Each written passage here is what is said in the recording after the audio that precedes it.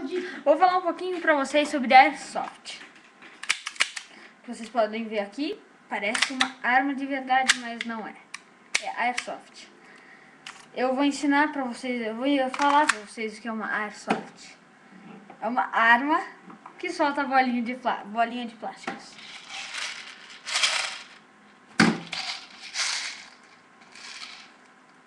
Eu vou mostrar pra vocês. E eu também vou mostrar pra vocês como ela funciona. Eu tenho aqui uma bolinha.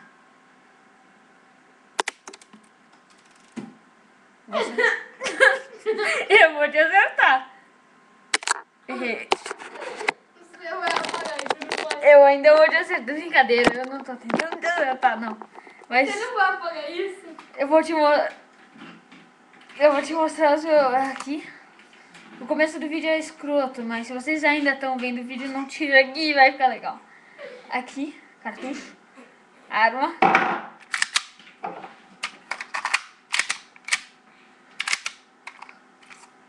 Tá vendo? Ó, legal, né?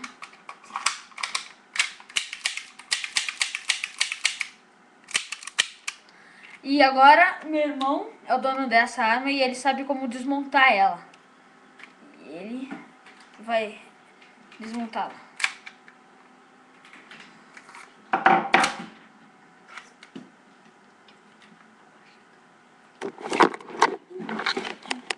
Eu vou mostrar.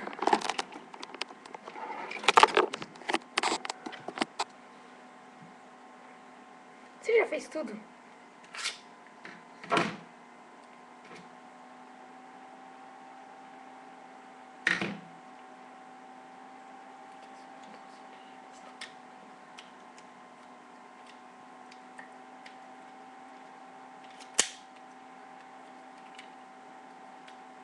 Que é difícil, mano. Dá pra profício.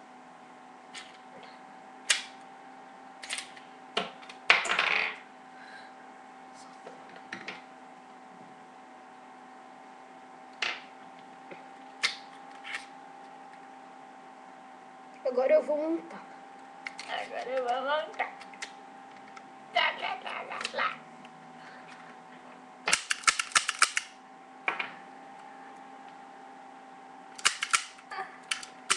O resto do vídeo tá escroto.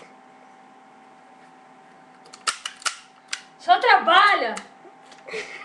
Trabalha! Faz o que você tem que fazer, monta!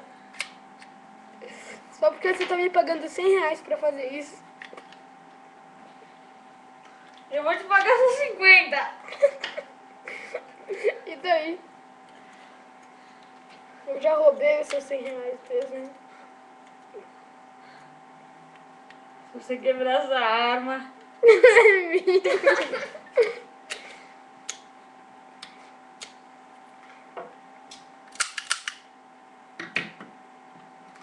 Acontece.